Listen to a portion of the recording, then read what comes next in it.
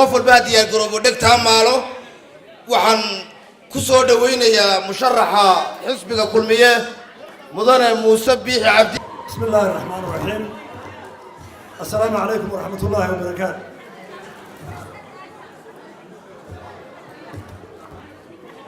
بسم الله الرحمن الرحيم. السلام عليكم ورحمة الله وبركاته.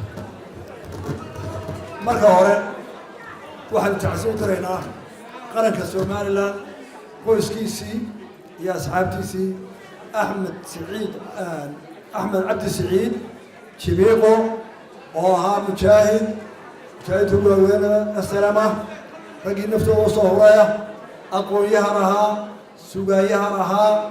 برشاويها قلمباويها دنيعي لقى مرابا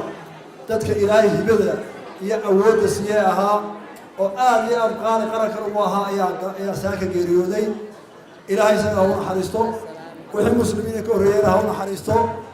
إن الله يدور هون حريستو دور كمان تلاش دونا سأسان حفلة دوسو كروبناي أما ضد دونا هذا كنسين لها وسوي ريناي مركا شبيه بينها هون حريستو وتعزيزين مرلباتك واحد سؤال ويننا تاجريا شاب وبدن سياسي تروح عدالة رجية دوربا حسن هجامنا أيوه يجنا آدي أدوان وسؤال ويننا حب يعقل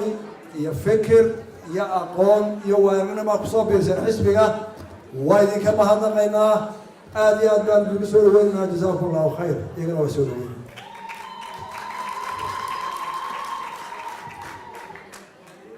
مرصدحاتك هل كان ما توحى كرمي لبحث فيه أنا وحسن حيل وأول وركان الماء لكن رشح ضرب هكذا هاي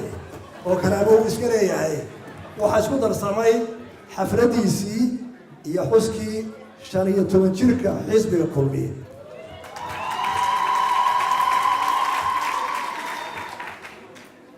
ما أنت صدقني لا تكمل لما كوني لبادي ومالنتي لا أساسي الشركة الورية كل ما يكون قبصومي قرقا شقالها حزب الكلمي لقول واقعي حير كيس شرعي سردتشي ما أنت كلمي هو شانية تمنشر وقانقاد ويا أرق هورا بدن وصوما حزب أمريكا لا أساسي وحيسوي يمد أقوياء ويا أرقه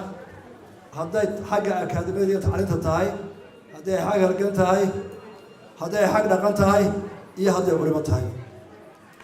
حزب هو حلو أساسي أقوياء فكر نير حير كيسي مالتها لدجيء لو قدر باك سوقان أو لو تلاقي أو كأخرى كان يصير يا حزب لو تلاقي إيرو سنة بدن بقولار سنة سيد حزبية ANC يو حزبية يورو كره وسيجرو مو هاي حزب اللي هو يسيد قبيلات يا عاطفة يا كرسان هلا حزب الكلمية على تيجي كلمات دقنا ما أنت كرسي قاعد هشي بريته واحد بقطعه حزب حير كيس يا دستور كيس واحد أساسه لجان إنه موقضه حزب مدة دير ذلك كترية أو حكمته كل قلب الكوبات يلقوا أساسه وحوي إنه أوروريو فكرة كلا دون إعدادك إلا أوروريو ورئيسو كانوا دراها كلا دون أمد الرئيس سومالنا أمد سومالنا يقبل هذا يبقوسس كذا يمجاروي كذا يقف كذا ويكنا فكر دويه ويكنا دواني متبح على الجارو كتير متبطو كشقيا باهدي سبطو يقانا مدوا جرتيو دنت جرتيو يقانا مدوا جناعسه دنت مجانا جناعسه يقانا مدوا أقوياء وحدونا إنه كل وذاقو أركت أكاديمية أو فلسفة بدرله مدوا وسطات ودبيسو ستات دنتي سويجيا مدوا دلال وسيرتو شوغا ودنتي سويجيا مدوا بيرلي أو قندقيسا أميران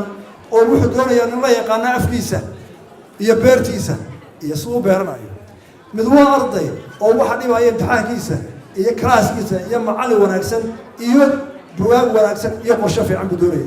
مدوا بكاء سبتال بوبا هي واحد رياضة مدوا قبض أو ظروف قاري لا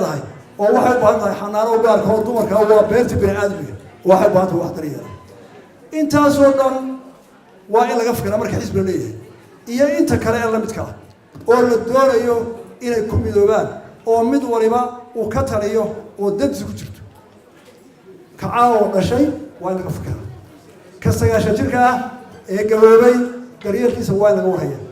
ka xooga ah ee shaqaynaya sidii xooggiisa loo heli lahaa waa laga shaqeeya fikradda koobaad waxay ahayd in la ururiyo ra'yiga dadka iyo danahooda marka taa la ururiyo waa in la jilciyaa waa in la geliyaa warshad maskaxeed dad aqoon u leh ay rogrogaan oo la keeno barnaamij intaasoo dhamiba ay qaadan karto waxa yar maaha qof walba ka fikir intaa wada shaqaysaan qoyskaaga ka fikir carruurtaada iyo odayaaga iyo ama islaantaada ka fikir intaad isku raaska tiina aabbaha dhalaa ama ooga intee baa khilaaf jirta maalin walba nin waliba wuxuu la soo toosaa hawl uu xelanaya dhibaato nin waliba maalin walba wuxuu doonaya intaa qoyskaa dhibaysa guriga markuu ka soo baxayo qofka weyn bal islaanta hooyada 10 carruur dhashay 5 rag iyo 5 dumar ee 5 sii dhaleen ee muddo meel degan yahay ma fadhiisata iyadoo gabowday 4 saacadood iska talaabsan tii heblaaya umuleysa tii heblaaya aroosa hebel baabuka eelka halkaas ka yimid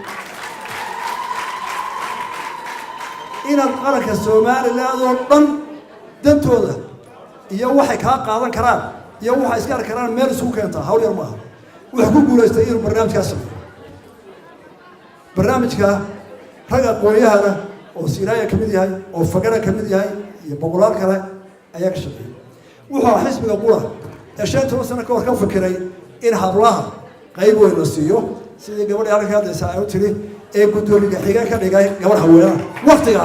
soo bilowa siraad qodobka labaad marka ra'yiga la helo waxa loo baahanayaa haddana in publicly la sameeyo shakhsiyad qaanuuniya oo xisbi ah oo shakhsiyad qaanuuniya leh oo organization oo barnaamijka la dhigay dadka oo dhan u gudbiya fahamsiiya markay la gartaan kaga hela codka ay ku siiyaan dabeetana u furiya hadhowta wuxuu ballan qaaday nasiib wanaag barnaamijkii markii aanu bandhignay la bandhigay waa iibsamay doorashadii u horreysay iyadoo xisbiyadu soo baxayaan oo xisbiyadii tuuniyada ahayd tartamay kii u dambeeyay ahaa wuxuu noqday xisbigii labaad ee soo baxa ee tirada labaad hela marka xisbigii uu laga yimaado taasina waxay ahayd dadka aas-aasay iyo ashkhaastii hogaaminaysay iyo barnaamijkii ay keeneen iyo xogtii ay ursadeen inuu dadkii ka iibsamo saasuu xisbiga kumiyartu soo baxo xisbigu muuqda doorashadii labaadna waxa uu noqday xisbigii ay sirmeen xisbigii udub ee dawladda hayay ee ku murmeen tiradeena la wada ogyahay ee 80 ahayd ee weliba dulqaadkana kaga tegey waxaana farqaba ka dhicin iyadoo aayahu mid leegay shacbiga Soomaaliland iyo ummaddu abaalka ma gadaan inkastoo ay khaladka qaataan ummaddu abaalka way gudaa gartana way taqaanaa dulmigana way nacab tahay xaqana way eegtaa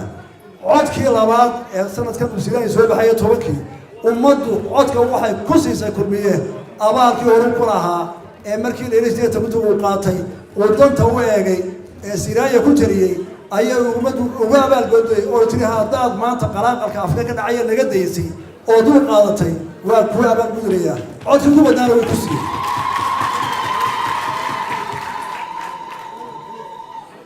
si codka loo siiyo sanadkii u dambeeyay barnaamijku soo dhigay wuxuu ahaa xisbiga qura ee cahdina galay ummadda